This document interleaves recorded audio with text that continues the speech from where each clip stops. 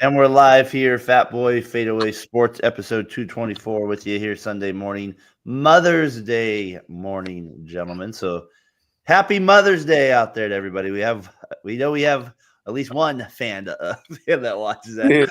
I know our mom watches at least, so we get that one view from her a little bit. So, Mom, hope you're doing well out there. Happy Mother's Day to you. We'll see you later this afternoon. Brian, how are you doing? I'm doing good. Big news. I got a raise at work, and they were supposed to give it to me in October, so they're going to give me retro pay. So it's another $1,000 on my next paycheck. So Brian, you could basically be a small claims lawyer. That's great. You should be like, you should fight for the people, Brian. Fight for them. You should have got it. I Unbelievable. guess I was frustrated because I checked my HR app and I hadn't got my raise, so I went to HR about it. So I guess that got the job done. So Hey, whatever it takes, get the job done. That's what we do with it. Casey, you had surgery on Wednesday on the ACL, right? Yeah, ACL meniscus. Yeah. How we doing this morning? A little groggy, as they would say, or how we feel? Yeah, a little groggy. I mean, can't really do much. I really feel how Clay Thompson went through it. I was like, man, I can't imagine doing this thing twice, but obviously different injuries. But yeah, hanging in there. That's good for you though, Brian. Proud of you, buddy. That's awesome. yeah, Get that raise, I man. really do enjoy working at Knox Attorney Services. So. Whoa, you're already in the attorney field. See, I didn't even know that. I didn't even realize that. I like right there. I'm the guy that does the dirty work for them. So That's good. There you Well, go, good. bro. I'm the guy that gets the droopy faces. Oh, this guy's here. The I get all the attitude and just for the attorneys so we could keep them as clients so we could stay in business. Yeah. No, that makes well good. I'm glad that you got that raise, well deserved over there. It's good to see. Casey, hopefully bounce back here in a little bit. It's going to be a long. I I know we feel got like raise. Casey, you and Brandon Ayuk, maybe you could give him a call. Maybe he can give you some advice because he had his ACL and meniscus done. So Who Yeah, could? it's a process, man. I tell you, yeah, man. I don't envy anyone that has these. It's a learning lesson, that's for sure. The little things in life you take for granted: tying the shoes, putting on socks, taking a shower. Little things. But the good thing though is we've been able to catch up on the basketball and watch all the games, and no one can tell me to do otherwise. I was wondering. I said, who would have played better last night, Casey or Pods? It doesn't matter. Casey outplayed Pods last night. So the Warriors, they lose game three to the T Wolves, 102-97. Timberwolves now up 2-1 in the series. Game four will be on Monday night in Golden State. Gentlemen, but Jimmy Butler was really good. They had a lead in the fourth quarter. Draymond picked up those fouls in that short span there, and it just really seemed to kind of, even though he wasn't playing great at all, he played terrible. Defensively, he obviously still gives us something. So with Butler scoring, we had kind of Green there to bail us out with some, just staying in front of the guy. But and then he goes down, and we're kind of just back at it again. So despite Kuminga and Jimmy Butler playing really well, obviously when we get 30 from Kuminga, 30 from Butler on basically over 50% shooting or close to it. And you lose, that's a tough one. 87 points, that's just, or 97 points, just not going to get the job done. First team to 100. We keep saying it in this series. First team to 100, and that killed them. I mean, it just was not. It was very disappointing in a game like that when you see Butler and Kuminga play that way, Casey. Yeah, no, it's kind of the same thing that we said. We just need that. We need a third scorer, right? You need that third guy, whoever it is, to chip in. And TJD, I thought that was a good start for them. Coming in there and playing some good solid minutes. You kind of see now the rotations are almost set now. You can see certain guys that just aren't playable. Quentin Post isn't in the series. Moody's just the confidence. I feel for him. He looks, gosh, man, Yeah. he's rough right now. And then Pods, he can't throw the ball into the ocean right now. It's tough, man. He actually played an okay 4 game, couple turnovers, but he just cannot shoot right now, and it's killing us. It's killing the Warriors, and you just see the difference with Steph. I feel like we'd almost be up 2-1, 3-0 in this series if we had Steph. But give Well, credit to the T-Wolves, though. Julius Randle had a hell of a game, triple-double, and Edwards came up clutch. And, yeah, what man. do you have? 36 against us? He had 36. I feel like a lot of those came in the second half, huh? Yeah, for the most part, and got the 3-ball rolling. So, yeah, it was just Kuminga. I mean, God, man, he looks like a whole new player. So it's kind of exciting to watch him play. And that's why it's so disappointing not to see Pods at least chip in a little bit, because, like, God, if we could just get one of these guys to just help out a little bit, but it's just not happening right now. I mean, he gets like, he'll make your hustle plays. He'll get those rebounds or that are nice, but 1 of 10 shooting, 1 of 4 on 3, 5 points is what we got from the blonde bomber. And he was just not able to give us anything. Looney, like you said, has been totally down. Brian, the confidence meter, where am I at with it? It's probably at about 3 right now. I'd say that's high. I guess the important question is WAYC. Where are you, Curry? Where are you, Curry? Come back for right. Yeah, we got to come back. I think Curry will be. I don't to hamstring. Maybe he comes back game 5. I just feel like game 6 is more realistic. So I still think the Warriors have to get one here if we're going to see him in the series. That's right. Let's think with it. Yeah. And I still say this about the Warriors. Like, even with Kuminga getting 30 points, when Curry plays, maybe that something changes. It seems like Kuminga regresses. Or is it just me? Yeah, I mean, it's obvious he gets more chances to handle the ball. He's a one-on-one player, huh? Like, where he just needs the ball and needs to take 8 seconds sometimes. The one thing, though, I am impressed with, he's actually playing pretty good defense, too. So, I mean, that's the one thing. His size, you can't teach size, right? Athletic ability is pretty much our only athletic wing we have besides Butler. But even Butler, you can tell he's probably still a little hobbled, as much as, he looks great. But there's times where he has to pick and choose. But right now, we gotta dig in. You got to even the series, make it 2-2. If it goes 3-1, come on. Yeah. Come on, Warriors. Let's go. You need another huge effort from Buddy Hield in game 4, and you just need to, like that coach said, put all your chips on the table because you got to win game 4. So, and Jimmy said you got to put on your big boy pants now. So. Yeah, and Jimmy Butler needs to play well again, and he needs to maybe even play better, believe it or not. You know what I mean? Like, I still, maybe I sound crazy, but I still have confidence that the Warriors could pull this out. I don't know. They can't lose game 4. They cannot lose game 4 at home, though, right? Yeah, exactly. Why do they have just like Brian said? I should make these shirts. They should be white, and they should have Warriors colors in the middle. It should say "Keep the faith." Keep the faith. Well, the faith is being tested, Johnson. And game 4 at home, they better get the job done, or they're probably headed back to Minnesota with the tough chances. So they play 7:00 on ESPN on Monday night. So that's who we got with it for the Warriors versus the T-Wolves. Also, OKC down 2-0. So are we going to get a Denver 2-1?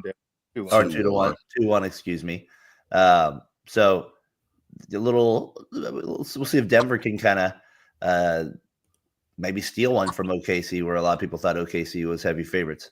And my fact of the week, the Celtics win the darkness and won game 3. So they won darkness, won game 3. So I got, and then they crushed the Knicks too. Today you have Thunder Nuggets, and you have Cavs Pacers. Do you think, Casey, both those series get tied up today? Or both road teams win? I think so. Evan Mobley makes such a huge difference for Cleveland. I mean, Garland as well, obviously, but Mobley, he's just a beast on the boards, and he just can stretch the floor. And the Pacers, man, I like their odds, but and their chances to win the series, but I think it's going 2-2. And speaking of the Denver, I thought Denver actually stole that last game. Just quite honestly, Jokic played probably his poorest game I've ever seen. I think it's about 8 for 22, 8 for 23. 0 for 11 on threes, and I believe 8 or 9 turnovers. So that's a good game for Denver if you can pull that out with those numbers from him. Can Donovan Mitchell get out of the second round? That'll be kind of a get out of the For second those round. Ohio guys, hopefully they win the next game. They need it. Hey, back to the Warriors real quick. Did you guys? This was the play that it kind of looked like changed some of the momentum. As that charge, Edwards drives right on Draymond. And they reviewed it. Unsuccessful challenge by Steve Kerr. So I thought that was his fourth foul, and you could see Randall kind of extend that arm. I thought Green. I don't know. That's pretty good defense to me. You know what I mean? I don't know what else he's supposed to do. Like, I guess just keep backpedaling. I mean, I guess maybe he was just a little, but then Randall also kind of throws that arm out. I thought that was a big play. Yeah, that was huge. They said it was because his left arm got in there, Draymond. It's just, to me, I don't see it. I don't either. I right when I saw it, I was just like, oh, that's blatant. It's obvious. They reviewed it. They said that is the foul, right? I mean, come on. Yeah, that's a brutal one to call. I mean, it's just, and then they tried to do the makeup where Randall barely touched Pods, but it's not a makeup call because it's, impacting the game with your fifth foul, and it's just, yeah, I hate to say it too, Green, he didn't get played by Randall, so. He looked, I mean, that's 2 games in a row now where he's been not good, right? Like he just hasn't played well, and the Warriors are not going to win if he doesn't play well. So we'll see if he actually gets extra focused. He got that technical. Do you remember that in game 3? Yeah. And then did you hear his post-game comments after that game? I did not. Here are his post-game comments after game 3 or game 2, excuse me, in Minnesota. Look like the angry black man. I'm not an angry black man. I'm a very successful, educated black man with a great family. And I'm great at basketball. I'm great at what I do. The agenda to try to keep making me look like an angry black man is crazy. I'm sick of it. It's ridiculous. Draymond coming at it from a different angle. I thought it was. I think he's just frustrated. I think he's been trying a little harder in some areas, and it's just the way this guy plays basketball. I don't agree with that narrative necessarily, but I'm not in his shoes, so I'm sure he does. The league does look at him for more reviews. I know that on every play that usually involves him, there's usually now a review now, which doesn't help his chances. See, and that's the thing where the league, I get more and more frustrated with these reviews because it's like, it depends on who it is and when they're calling it. Because if you look back on the Pacers, Cleveland, when Donovan Mitchell was on the sideline and they called a charge on him, but he clearly elbowed, I think it was Neesmith or Mathurin in the face. And it's if that's Draymond, that's easily acceptable or flagrant. And they just said it was a basketball move and, carry on, and it's just side out of bounds.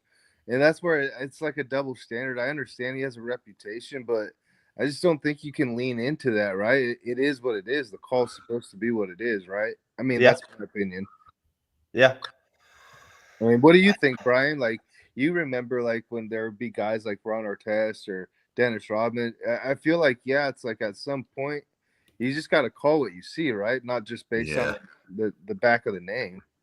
Yeah, I think it's just the reputation that affects Draymond. I mean, there's nothing much he could have done in that situation. I think it should have been called a charge and went the other way. So, yeah, I don't know. I just think that reputation's followed him. It's what it is now, and I agree with you on the reviews, though. I hate all the reviews. I know, like, I just don't like it. That's the one thing I love about sometimes watching the old games is they just like foul, get up, shoot the free throws. Here's the ball on an inbounds. Like, I don't know. Like, there is like I get you missed a terrible call, but there's a flow to the game too that is kind of important as well. So I don't know. Like when you're reviewing it and you're compounding it again, it's like you're looking at the play and it's like you're calling it a charge. You get what I'm saying here? It's like, I get you. It's like it's supposed to be called a certain way, and like that's clearly a charge, and for whatever reason they just want to stick with their call. I mean, does it go to Secaucus, or is the referees able to make their own decision on that? Do you guys know that? I think I think it usually goes to a review. I think the refs usually look it over, is my understanding. So Scott Uh, Fox. I- There's probably Scotty. Scotty was all right last night for us. No, No, I don't know. It's frustrating with Green on that stuff, and he obviously just didn't play very well as well. So, right. So I mean, the combination of both those things were a little frustrating to. And like Casey's, it says right there, pods make a freaking shot. That's the biggest thing we need. Pods to wake up. Moody give us something, right, Case? I mean, that's realistically what we need. So somebody on those squads, they have to give us something. That's what we're gonna need. So I mean, that's just the reality of the situation. We're gonna need Pods and Moody and those guys to step up, or this series is likely gonna be over. So we'll see what happens with that. They got the NBA playoffs today. Celtics, they got a big win yesterday. Poor performance by New York in Game 3. We'll see what Indiana. They finally got a little humbled by Cleveland. So we'll see if they bounce back and win today too. So those are kind of some NBA things going on this week. Obviously, big playoffs here. So we got finishing up the semifinals, and then we'll get to the conference finals probably by the start of next week. I would think. So with that said, I wanted to move on to the NFL and the big news. Kind of just not even big news, I guess, but kind of was a player played for our franchise, the Raiders. We were a fan of for 9, I believe, years. Derek Carr calls it quits. He retires. He suffered that shoulder injury on his throwing arm versus the Giants earlier this year, and as a result, it looks like he wants to call it a career, and his career will be over. He played 11 years. He did throw 257 touchdowns, threw for over 40,000 yards. So pretty good career for the Raiders. First pick in the second round. They had him, and was it who was the other running back they took with him that year? McFadden. I don't know if it was McFadden. I think it was actually 2014. So he ends up finishing off with the Saints the last 2 years. I mean, we talked about Carr in a lot of ways. I've obviously thought he was good, but I've had with him today. I have to give him a little love too. So I'm not going to be out here today ripping on him. This guy just called it quits after he played in professional football for 10 years. So one of my favorite Carr moments was against the Chiefs. No time left at the Oakland Coliseum. Let's get it up here. What do we got? Right here. You can't, because now they got all the big boys inside. They're not letting you run. Everyone's one-on-one now. You could throw to anybody on this play. He's one-on-one up top right here. One more time to decide it. Carr on the run.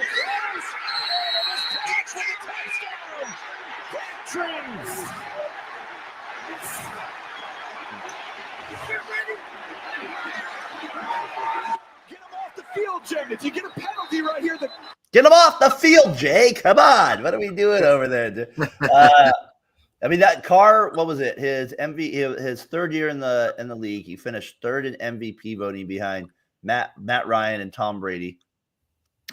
Ezekiel Elliott, Rodgers, and Prescott were the other 6 in the MVP voting that year, just to let you know. So 2014 or 2016, he was right there, but he suffered that injury to get to the Colts like a week before the playoffs, and he couldn't start. And I just felt like that always started the down kind of cycle for him, even though he had some solid years with the team.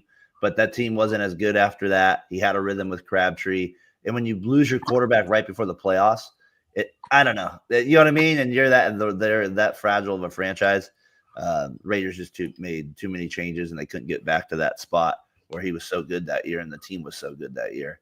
Yeah, I mean, why Del Rio didn't put the backup in at that point has always been a mystery to me. Well, it cost him. Cost him there. He was a 3-time, and he made the Pro Bowl the next year after that, and he, which is still important, but he never was like in any other discussion for, AP Player of the Year or top 5. And that was his best year. And so I know Matt Lunsell, one of our good friends, he loved him out there. Ryan, I think you were a fan of him as well. I think I was always on the other side of it, Case. I know you kind of were a Carr guy for most of the time. Yeah, I mean, he was I like the way he competed. He was best quarterback besides Rich Gannon in the last 20 plus years we've had.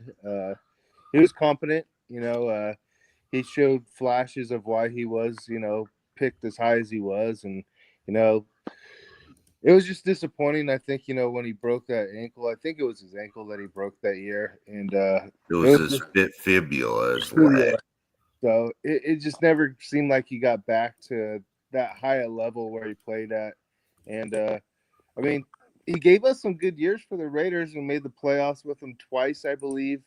I think played against Cincinnati and actually kind of gave them a game.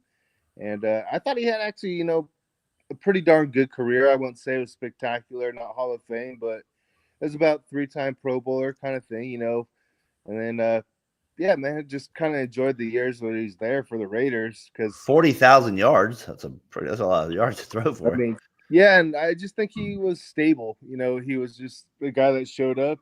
You were going to get 8 wins maybe, and that sadly that's kind of what we expected. So, but hats off to him. 11-year career. Last couple of years, kind of definitely with the shoulder injury.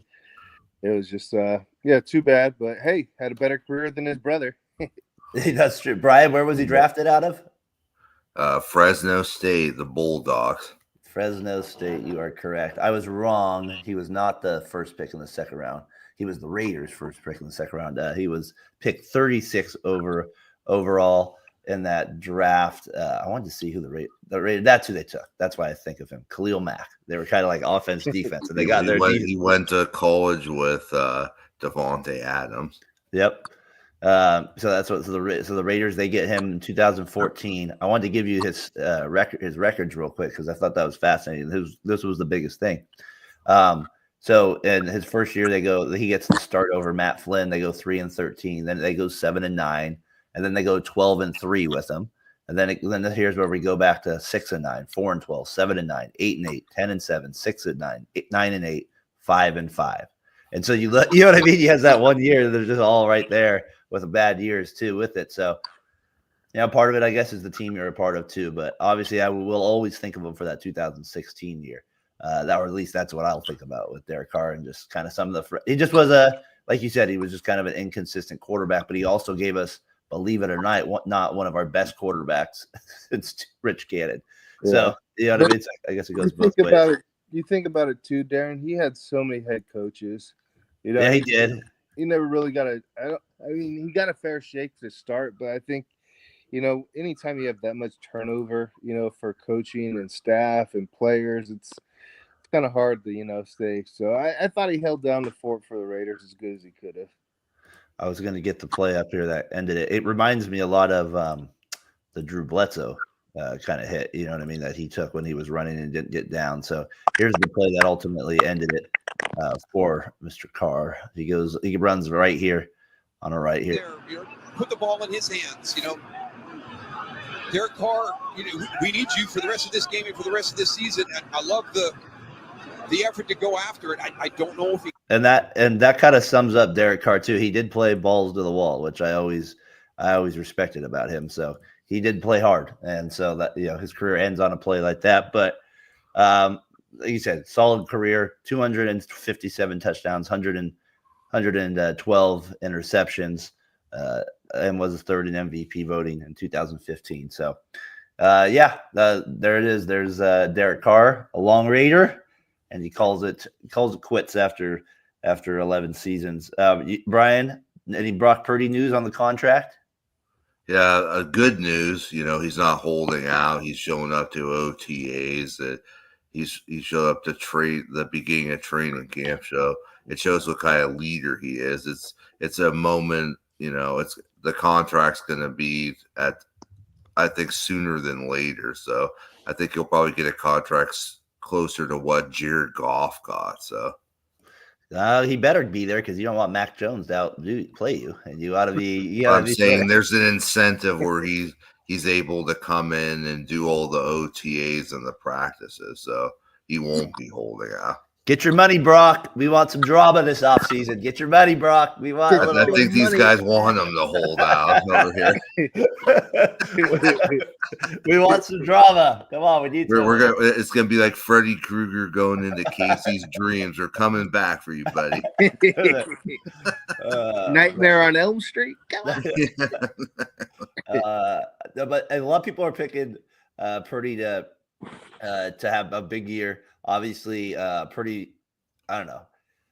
We'll get to 50 million. We'll see. George Kittle, he got paid obviously the other day. So, like you said, good news if he doesn't hold out for sure. But I don't know. We'll see. Kudos to Mark Schlereth for calling him a top 5 quarterback like he is yesterday. Now he was. The thing, this is what I read up last on it, was regarding what Purdy could be looking for. Some have suggested that his number could be more than 230 million, a massive price for someone who has been questioned throughout his career. So, that's kind of what but Brock Purdy has. I feel like he has the leverage, right? Like, I mean, if he says to the Niners, like, I will hold out. I'm not saying it's the best move for the team, but I'm just saying for him to get paid, he does have leverage on his side because, like I said, they don't want to go with Mac Jones. We don't want any part of that. So Mac attack. Maybe we could trade for one of the Browns quarterbacks. Yeah, you can get Sanders, get Flacco. That pass is looking wobbly right now. I don't want any part of that. Do you think Flacco starts for the Browns week 1? Yeah. Yeah. It's not going to be Steve Young or Deion Sanders that start. Gabriel and Sanders. And who's the other guy they have? Oh, Watson. That's right. I'm surprised they just don't even cut him. There must be some contract stuff that just kills him. Yeah. They have Kenny Pickett too. Oh my gosh, I forgot about Kenny Pickett. I forgot. I forgot about. They brought in every quarterback you could bring in, man. It's like, that's funny. I don't know. It's off-season football. There's nothing. I don't know. There's stories, but it's all at this point. It's the season. It's like totally dead at this point, right? NFL a little bit. Then like it really starts to pick up here around July.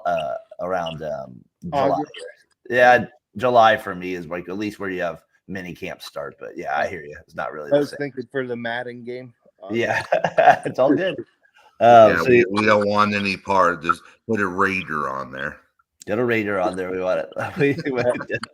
I did. Who would they put on? I saw this. The guy, the Boise State running back, Gentry.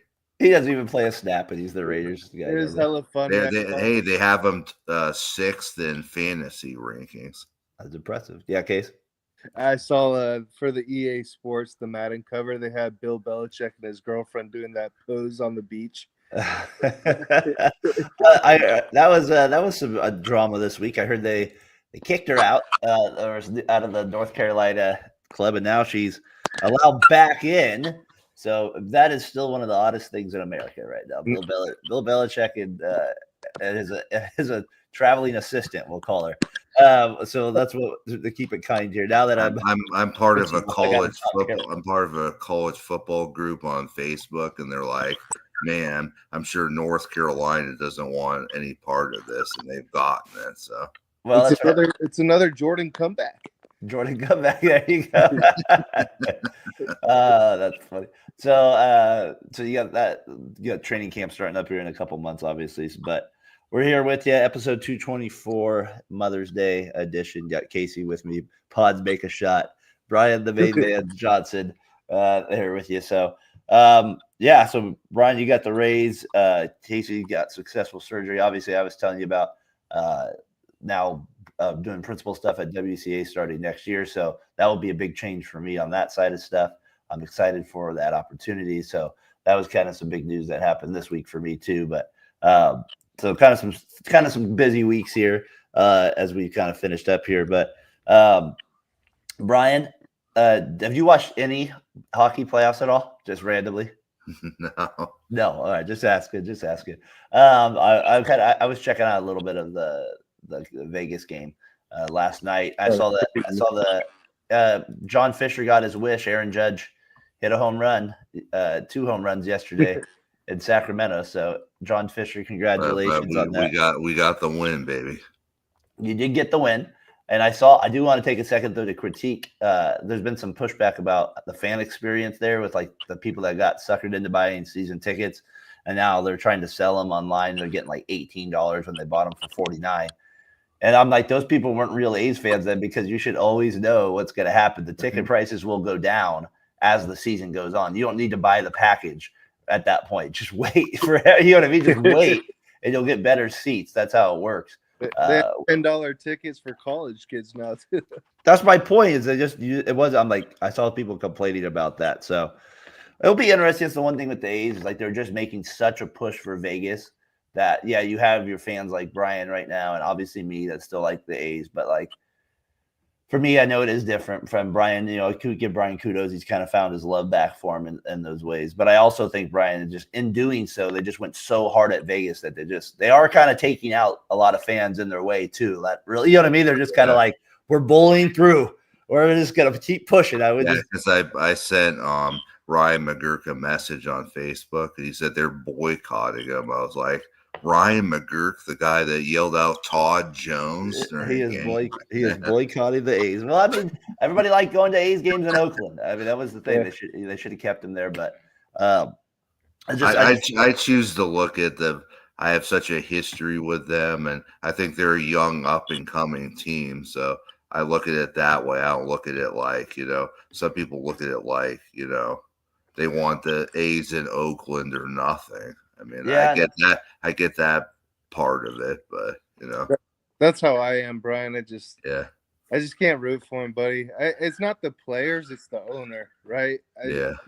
I did watch the game. You know, I've been on the couch, so I watched my first full baseball game yesterday, which was actually a great game. But it's like, it's nothing personal against the players, but it's just like I can't root for a guy like that. You know what I mean? That just so maliciously just gave the middle finger to everyone and just didn't care. And like Darren said, he's just doing the same thing with Sacramento now. So, like I said, MLB is not caring. They're just full steam ahead here on this thing. They're just like, I heard they're actually now going to play 15 games on in Vegas this year, not at a stadium, but I mean telecast them. They're going to telecast 15 games to the Vegas audience with it. Tyler, hope you're doing well out there. I don't know if you caught some of our conversation on the Warriors earlier. Hey, Tyler, we're coming to San Francisco. We're going to sweep your Giants. Well, that's right. We are playing. That will be interesting that week, because of the A's fan base. Like, will that be where the A's rally up for just not even that they like the A's, but just Casey, like the A's fans just being, we're turning this into the Oakland A's for 3 games. Like, just have it, you know what I mean? Like, not necessarily say it, but just kind of like, just for the history side of it, the nostalgia side of it. Like, let's go Oakland chants in San Francisco. Like, that fan base you're talking about, like, obviously in the grand picture, because you're spending for the Giants stadium, not really supporting the A's at that point. And you're just there like with your Oakland A's gear, rooting on a team that says athletics right now. It'll just be interesting to me what the audience is like in that scenario as well. So that is a good point, Dan. I'd be curious if people will cheer for Oakland. You know what I mean? Like, yeah, I think there's going to be some "Let's Go Oaklands" for sure. So yeah. Probably. I would say, The Rock would say, just bring it. So you better be able to bring your pitching, Tyler, because we'll bring the offense. We would just, you have a great chance of scoring in the first inning, though, Tyler. You have a great the A's are giving up runs in the first inning, my gosh. The A's do have. I got to throw out props to I'm part of a group on Instagram. They're called the Athletics Network, and they really try to bring the currency of things. They don't bring any drama or anything about Oakland, and I do like that because they're talking you do about want to watch the game. Yeah, I get that. It's hard to still ignore that. It is still within the first year of them moving out, so that will die off over time. A time like anything else. But I am interested to see though with them coming back to the Bay Area, how that kind of it'll be interesting to see what happens, especially the first year back from it. That'll be curious. So they do that.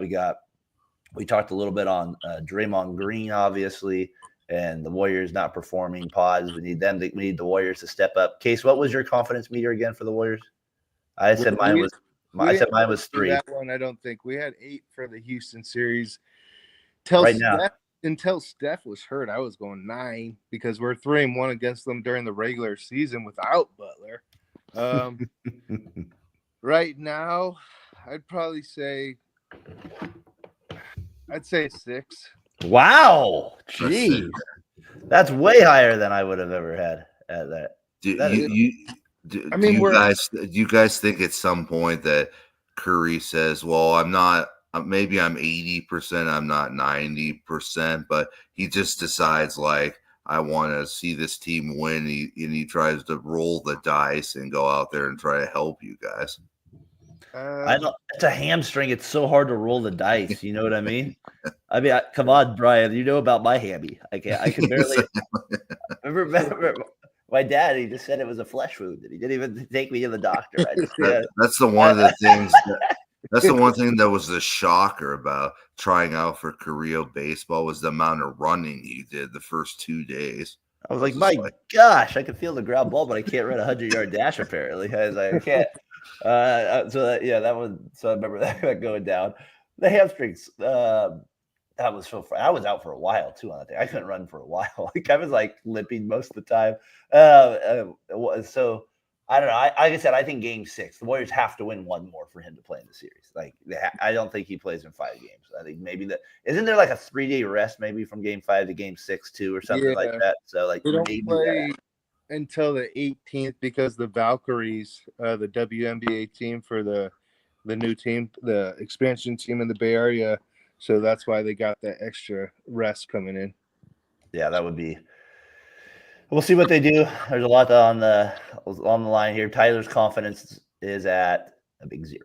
It's at 0. It's at 0. We need Gilbert. Does Curry pull a Nathan Scott when Nathan Scott came out and the crowd didn't expect it and they came back and won and made it to the state championship tournament? Who's Nathan Scott? From One Tree Hill. Done Brian, I love. That's good stuff. Then we talked. Not ready for that, Brian. I thought it was a real player. I know. That's why I was like, I'm going to let Casey go. Let Brian go at this one because he gets elbowed in the rib and he starts bleeding. So they're like, just stitch him up and get him out here. And Nathan has a moment where he puts on Lucas Scott's jersey and comes out, and everybody's cheering, and they end up winning the game. So, yeah, was the play reviewed? With the elbow, was the play reviewed? He was about to take free. He's about to take free throws, and then they saw blood on his jersey. We got to review this thing. We got to get this thing. Come on, let's keep it realistic, one trio. I will say that dunk by Anthony Edwards was pretty nasty last night. That was our cover shot for the thumbnail today. That one right there. So he went a little bit above. I could use Gilbert Arenas though, number 0. We could use him in this series. We could use him big time. We talked a little Carr.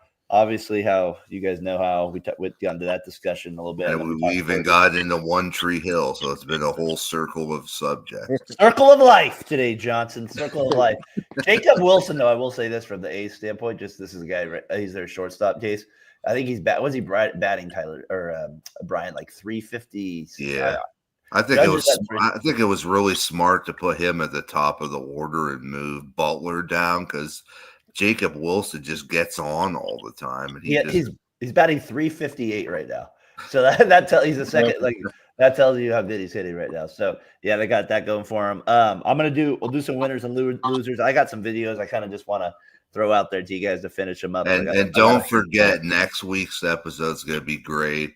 I'm turning the big 43. 43. Yeah, we'll get into that. Tyler. We can talk about our Brian Johnson memories. Hopefully, Casey doesn't make me cry. 43 best Brian moments. Is that what we'll have on there? Yeah. Well, you'll have to get Bruce E. Quit your whining. Quit your whining. Deborah. Can Deborah join us? Deborah. I think we're even going to talk about the party bus to San Francisco. We'll talk about that out there with that. Before I get to winners and losers of the week, and we get to Brian's 40th birthday next week, which we're looking to our 43rd birthday, what we're looking forward to. We should do that, Brian. Top 43 Brian moments on the podcast. We got it. Well, or let's see how far we can get. Maybe we can get past. When I took the bicycle over to your house for the first time with the Tim Duncan jersey. That makes the list. So we got to figure these things out. The no look away shot. These all make the list. So don't give it all away. Don't give it all that. So we'll have some fun with that for sure. Here's before I get to winners and losers of the week. This is I called this the Booker T spin-a-rooney catch from the in Toronto earlier this week. Let me get it up here. Here we go. Backspin that he seems to normally have. Here's a drive to deep center. Carr show back. And did he catch that ball? Wow. He caught that ball. So the look from the pitcher, did that just happen? Dalton, we know you want a gold glove, and we know you're good, but quit showing off, would you? The spin-a-rooney. He fell, and he caught that ball. I mean, we said he makes highlight reel catches, but this is crazy. I thought it was a great play. Just we'll see it again up here as I have to turn down the volume on it. But like the fact that he falls down, spins, turns, boom, right in the glove. Yeah. Easy money right there. So Booker T, shout out to you. You got the spin-a-rooney there at the two. So Brian, what do you want to go? Winners or loser this week? I'm gonna go winners. The Toronto Blue Jays. We just brought them up. Thank you for helping us with the Seattle Mariners. If you beat them today and we beat the Yankees, we'll be a game out of the division. So a shout out to the Blue Jays. Blue Jays, they got two shout outs. They got a spin-a-rooney and then a Brian shout out with them. So they got, who knew, a Blue Jay love fest here. Toronto Maple Leafs, no shout out for them. All right, so Case, what do you got for, or Case I think it's his phone kind of goes like that. He'll be back in a second. What do I got for winners of the week? I have I'm gonna go Kuminga. The man has bounced back with a couple really big games for the Warriors, showing some life. Like he has got a little life to him. I also have for me, I've kind of enjoyed actually some of the NHL playoffs that we've been watching. I watched most of the Carolina game last night too. And then shout out to Popovich, who officially Popovich calls it a career coaching with the Spurs after following a stroke earlier this season. So I got one more winner of the week. CJ West signed his rookie deal, the defensive tackle from Indiana. He said his goal is to destroy offensive linemen. So that's what I want to hear from my defensive linemen. Destroy offensive linemen. I like it. And then so those are our winners of the week. Casey, what do you got for winner of the week? I got a couple. Aaron Gordon, Mr. Clutch, dude. Man, he had a great week. That's a good call. Man, 2-game winners, and then big clutch 3 in the corner to send the game to overtime. And then the other one, Kansas City Royals. Man, I'm on a hot streak right now. Yeah, 12 right now, or something like that. But I like it, Casey. Good knowledge. We like it. Yeah, good knowledge. That's what happens when you have surgery and lay on a couch. You just watch sports. Okay, but see, the one thing we didn't mention with that Oilers Vegas game last night is so the Oilers scored the Vegas scored with 0.4 seconds left in regulation. Yeah. Like they didn't just like in hockey, that doesn't usually happen where you get like a buzzer beater like that with 0.4 left. So that was crazy. That happened last night. So I got to give a shout out. That was insane. I was rooting for the Oilers for sure. It was crazy because it hit off the Dreisaitl's stick and went in. If he just let it go across the face of the ice, it probably wouldn't even come in. So, yeah, no doubt. What do you got for loser of the week, Brian? A loser of the week, the A's bullpen. They got to start picking it up. You blew 2 games against the Mariners, and you almost did it yesterday. So I don't know, but Ferguson, like all the other guys, like start getting guys out. Come on, start it today. I like it. That's a good loser of the week. What do you got, Case? I'm going with the Boston Red Sox organization. Whoa! Quit playing games with Raphael, man. Quit playing games. You want him to play DH, you move him out of third base. Now you want him to play first base. You know, it's like the man just signed a 10-year, $313 million contract, I think it was. So it's like, I get where he's coming from. I'm kind of be a little facetious with this, but I would be a little annoyed too You asked me to move out of my position. Now you're asking me to move again. And I don't see the owner flying over to Kansas City halfway across the country to go actually have a conversation with them. So good for you, Rafael Devers. Stand up for what you believe in. My co-host on 7:30 Stretch said he would trade him for save. He said he had the I total. wouldn't. I agree with them. Shoot, you traded for my position, so kick rocks. Or signed, yeah, they signed Bregman to take his spot. He's doing the opposite of Sorgerstrom. You know he's a terrible defender, though, right? Like but I kind of agree with him, like saying first base, like I kind of, that was my point, was like, so it's not a, it's not like defense and it's not like defense in Major League Baseball at first base is that simple. No, so but they play all these random guys at first base now. It's not even a coveted defensive position anymore. Look at the video you just showed us last week. The guys got hit in the nuts. The Marlins guy. Yeah, But I mean, Sodi started at catcher. They moved him to first, and now he's in left field. So Sodi's been all over the place, and he continues to hit. So no, you're right. You're right. Yeah. My loser of the week is OKC. I thought they a little disappointing there with them. I know they got the win, one of them, but a little disappointing. We'll see how they do this week or today as well. And then Draymond, you get a big loser of the week from me as well. Like just two back-to-back poor performances. I mean, he played good in Game 7, but two really bad games here to end the week. Yeah, Pods obviously, but I'm going to give Draymond mine a little bit with it as well. And then, because of the Nuggets, I was thinking about this old clip that happened at a Nuggets game. See if I can get John on here for me. Here is John before a Nuggets game. Here we go. Hey! We did it on Monday night! And we're going to do it tonight! So let's get ready to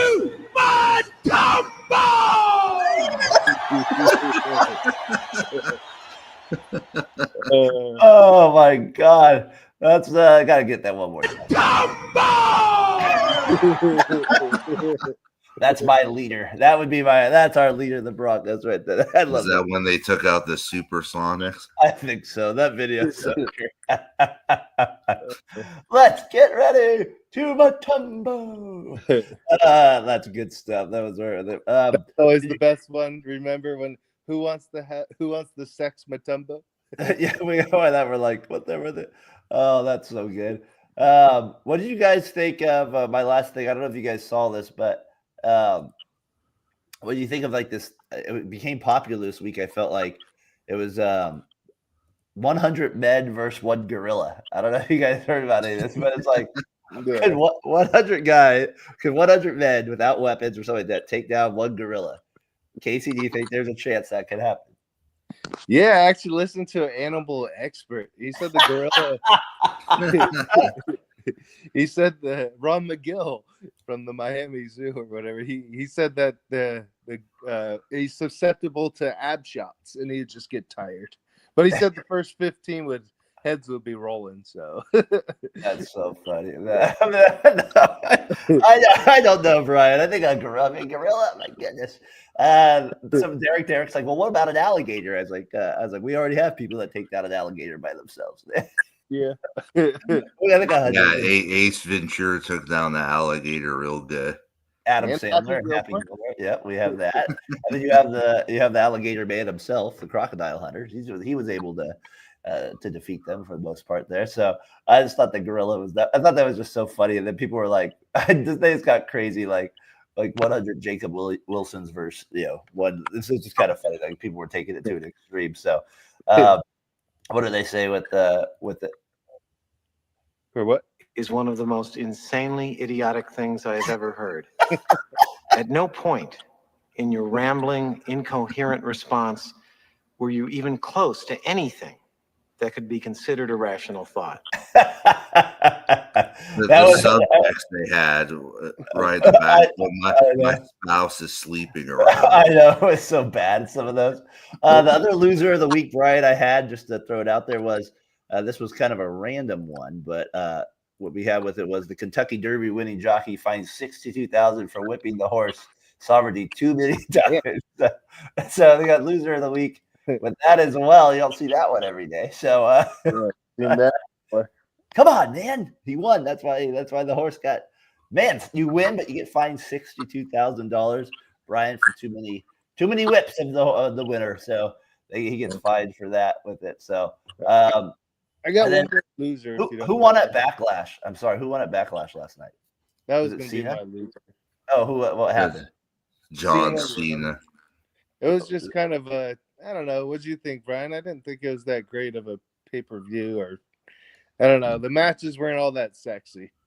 No, I mean, the R-Truth thing was the most entertaining when, they had press conferences after that R-Truth said something that John Cena didn't like, that John Cena just threw him through a table. That was pretty interesting.